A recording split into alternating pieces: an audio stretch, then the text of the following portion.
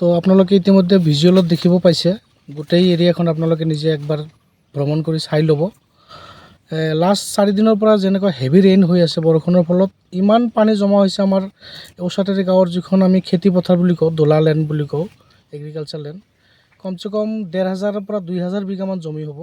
গোটেইখিনি আজি পানীৰ তলত 7 পৰা 8 ফুটমান পানী জমা হৈ আছে। এই গোটেই ওচৰতে গাঁৱৰ পানীখন আপোনালোকে ইতিমধ্যে পাছফালে আমাৰ দেখিবলৈ পাইছে।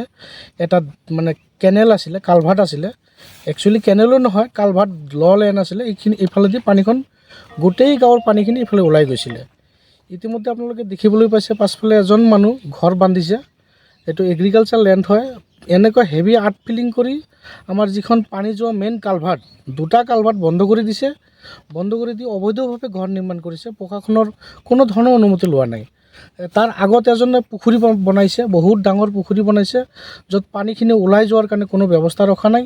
তাৰ লগতে আৰু এজনৰ মাটি আছিলে, সেই মাটিটো লেণ্ড, কিন্তু বৰ্তমান এনেকুৱা হেভি আৰ্ট ফিলিং কৰি কালভাৰ্টৰ মুখখন বন্ধ কৰি দিছে।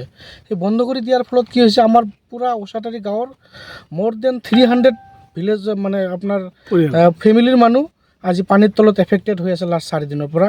বৰ্তমান আপোনালোকে জানে কঠীয়া ছিজন, শালি ধানৰ ছিজন, মেক্সিমাম মানুহৰ কঠীয়াখিনি পানীৰ তলত পৰি আছে আজি 4 দিন হ'ল।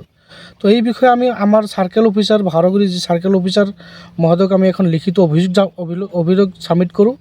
সেই মৰ্মে সিহঁতে ফিল্ডত আহি তদন্ত কৰে। আমাৰ লোকেল গাঁওবুঢ়া, VCDCৰ অধ্যক্ষ, সিহঁতক দায়িত্ব দিয়ে আপোনালোকে বুজাই কিনে কেনেলটো ক্লিয়াৰ কৰি দিব লাগে মানুহখিনিৰ লগত কথা পাতি। সেই মৰ্মে এখন গাঁৱত সভা হয়, VCDCৰ অধ্যক্ষ আৰু গাঁওবুঢ়া আৰু গাঁৱৰ ৰাইজে বহি কিনে সেই যি 3জন মানুহে মানে আৰ্ট ফিলিংটো কৰিছে সেই মানুহক বুজাৰ পাছত কোনো ধৰণৰ কথা নুশুনে। সিহঁতে এটাই কথা, আমি প্ৰশাসনে যেনেকুৱা কৰিব লাগে এনেকুৱা কৰিলে হ'ল, আমি নিজেও নাকাটিম আৰু ৰাইজকো তাতে মানে হাত দিব নিদিম আৰু কি।